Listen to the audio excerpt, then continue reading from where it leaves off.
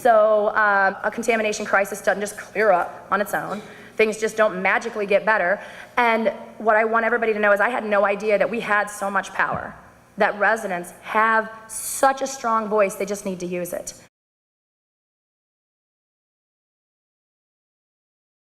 Learn the science, Google whatever you need to do, look up all these scientific reports, and then have a dictionary handy, because then you gotta look up what these words mean so that way this report makes sense.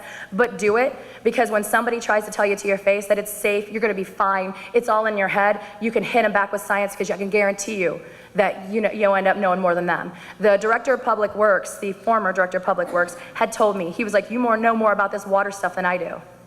I'm like, that's not even a compliment, that's horrifying, that's your job.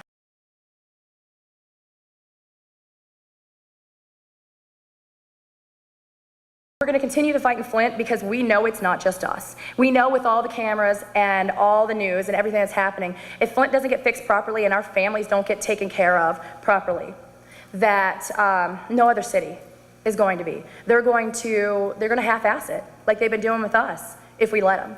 And they're going to do that with the next city that gets poisoned, and the next city, and the next city, and the cities that are right now being poisoned and don't even know. So I always stress how important it is that the community get together, test your water, test your air, test your soil, constantly test. Go to your doctor with every single possible symptom. That's why I have so many doctors, but that's why at least I know what's going on with me. And I know, for the most part as to why.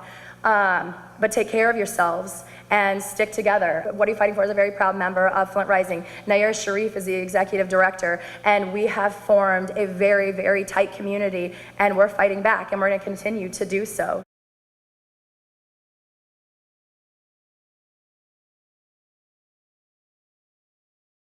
So an emergency manager is an unelected bureaucrat that can come into a municipality, so that is county government, a city, a village, or a school district. And when they come in, they automatically take over 2 branches of your local government. So that is like your council, your manager, or your elected school board. And the emergency manager has unilateral powers.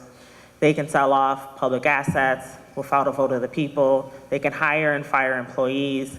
And at whatever rate that they want, they can privatize services without a vote of the people. Instead of having an elected body that's accountable to the people who elect them, because the emergency manager determines the job responsibilities and the salaries of those elected officials, it shifts those power dynamics, so they become employees of the emergency manager, and instead of being employees of the people who elect them.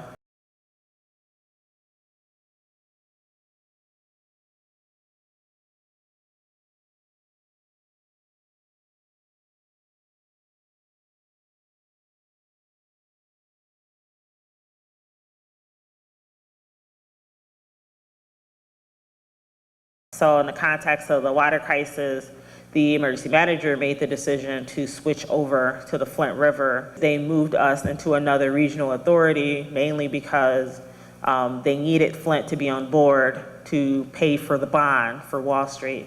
And the only thing the emergency manager does not have the power to do is to shirk Wall Street. They cannot miss a bond payment to Wall Street. They have to pay that on time and in full. They can assess whatever fees that they want. They hiked up our water fees, so it's the highest in the nation.